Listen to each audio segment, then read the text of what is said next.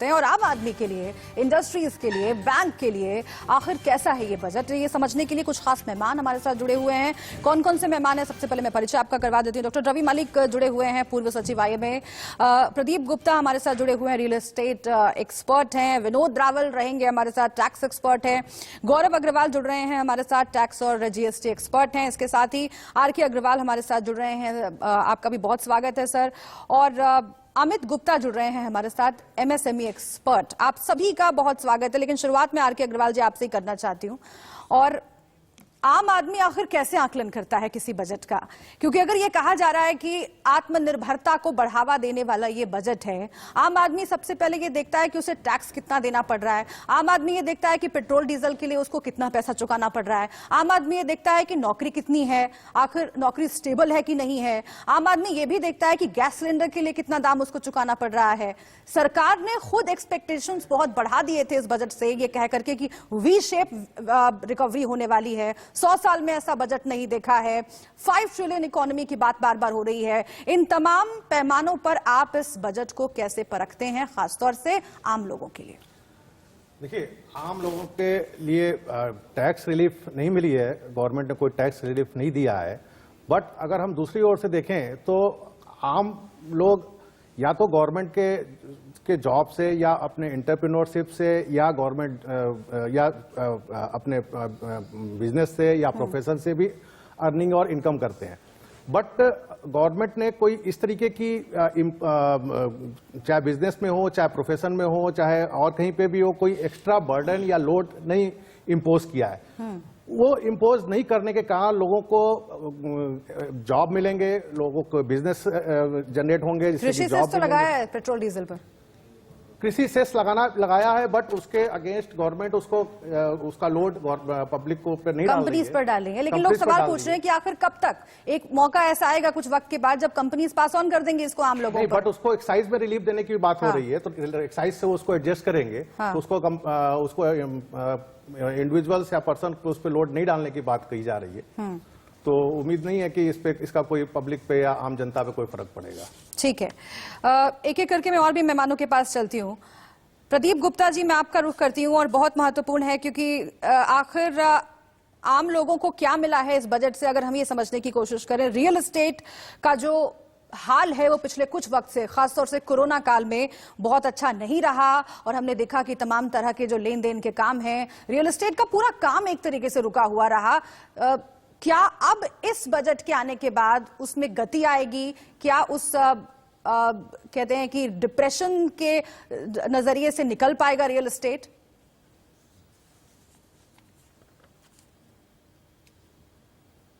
प्रदीप गुप्ता जी, चलिए प्रदीप गुप्ता जी से हम बातचीत करेंगे।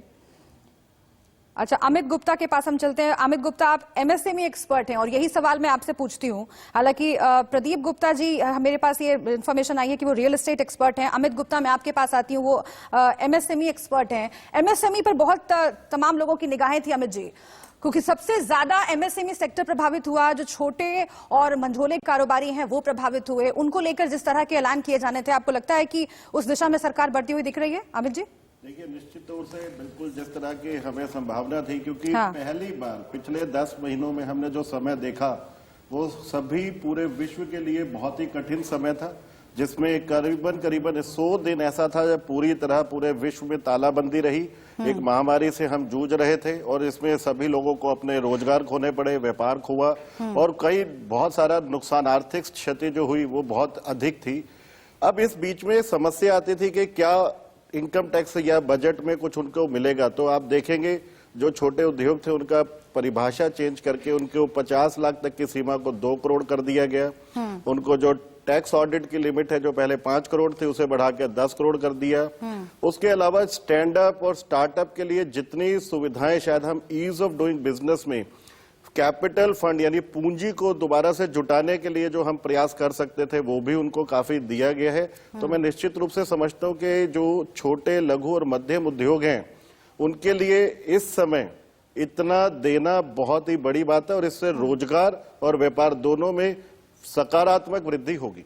ठीक है, लेकिन सबसे महत्वपूर्ण यह है कि टैक्स के पैमाने पर क्या मिला हम लोगों को, और ये जानने के लिए मैं गौरव अग्रवाल आपका रुख करती हूं। आप टैक्स और जीएसटी एक्सपर्ट हैं। जीएसटी के जो कॉम्प्लिकेशंस हैं उसको दूर करने की बात कही जा रही थी, उस मोर्चे पर आप कैसे देखते हैं इस बजट को?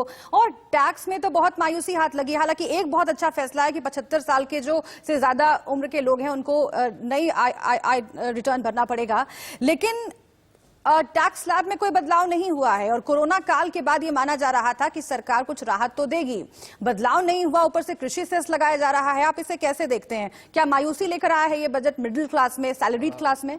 देखिए सुब्रा जी, इस बजट को हमें एक थोड़ा बड़े रूप में देखना पड़ेगा, क्योंकि जिस महामारी से, जैसे अमित जी ने बताया, ये सरकार जूझ रही थी, तो सरकार के पास कोई मैजिकल बैड नहीं है कि वो सबको कुछ कुछ दे दे।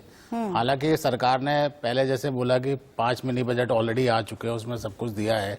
हमारे को पहले कॉर्पोरेट टैक्स में भी ऑलरेडी रिबेट दे चुकी है सरकार, तो इस बार हम ज्यादा एक्सपेक्ट नहीं कर रहे थे। लेकिन वो तो फर्क है ना सर, आम आदमी जो टैक्स चुकाता है और कॉर्पोरेट टैक्स। अच्छा, कोई प्रतिक्रिया आ रही है? जल्दी से हम सुनवाते हैं। रोक रही हूँ आपको 1 सेकंड सर, रोक रही हूँ आपको 1 second.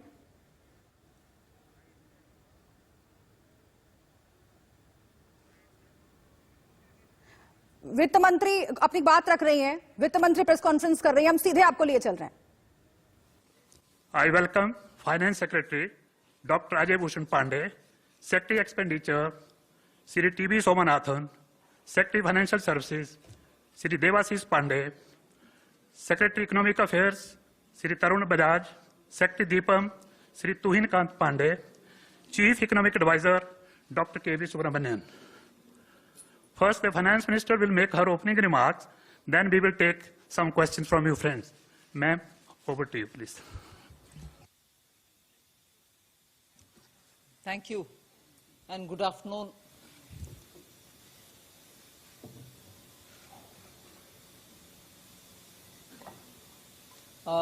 This budget, of course, comes at a time when all of us desire to give greater impetus to the economy.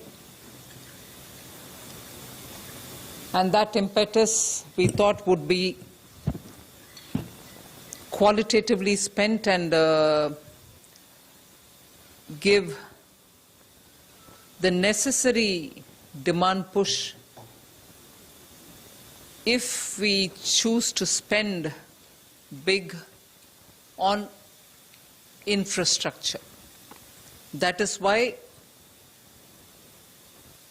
if there are two important features of this budget, it is that we chose to spend big on infrastructure, which spans across roads, bridges, ports,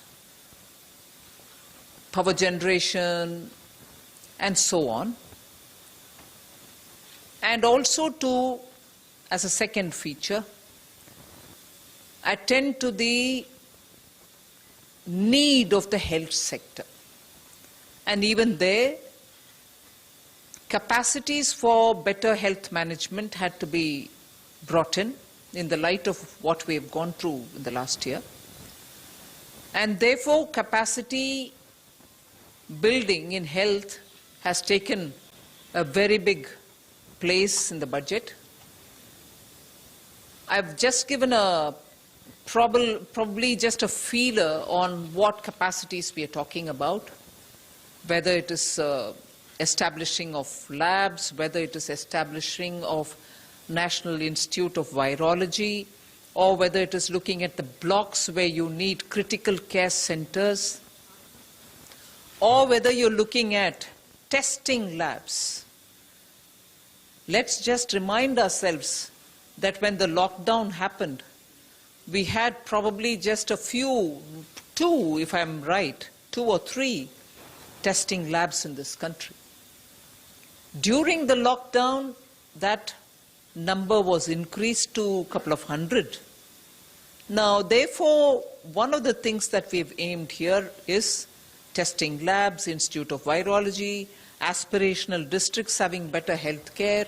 So, infrastructure spend for health has gone down to the level of planning for the block level requirements, aspirational district level requirements, state level requirements, and national institute level requirements. So two features when I said are one in general spending on infrastructure, for which there is a 37% increase in the budget. 5,45,000 crores is what we are giving for this year. And health, it was also something which received something like 94,000 crores in BE of this year, has gone to 223 lakh crores. So you find big numbers in health, big numbers in infrastructure. But this doesn't really mean that we've ignored agriculture, where there too we have placed emphasis. I've increased, as I read it out in the budget, the allocation for NABARD for being able to send more credit through to the farmers. Agricultural infrastructure development cess is something which we are bringing in without on any one single item wherein we are putting the cess, the end consumer paying more than what he is paying today. It is just a restructuring we've done, for instance, of the basic customs duty, where it was, let us say, 12%, we brought it down to 7% and added possibly only 3% on the infrastructure development cess. End of the day, the consumer has ended up paying that much only or less. In no category has he ended up paying more after the agricultural infrastructure development cess. That we have done only because we wanted to be sure that in order to improve agricultural infrastructure, we have a dedicated amount coming out of the budget, rather than that going into the consolidated fund. It might still go, but we know what has got to be used for agricultural infrastructure. So if these are the kinds of things broadly we've done, equally important is the reform that we're bringing in the financial sectors. Disinvestment to continue, LIC to have IPO, insurance sector to have more in terms of opening up for 74% for FDI. These are very clearly steps, progressive steps in financial sector. Other than that, one major cry of all the banks have been the NPAs, for which we have been repeatedly giving capital infusion. In order that the bank books are cleared and cleaned up, we have come with an announcement of a formulation through which the NPAs will be culled out of the bank's books based on some formulation, not any discretion there. It goes to a holding company like structure, which after doing the necessary, sprucing up and also cleaning up and weeding out problems of that particular asset, will be through an open process, attract asset reconstruction companies which can come and bid for those assets. Even at that stage, after some haircut obviously, banks will get some money back to those NPAs, for which they only kept provisioning for the NPA, but didn't have the wherewithal to dispose them off legitimately. So we are giving that comfort to the banks. And also for funding the infrastructural requirements, a development finance institution is being brought in.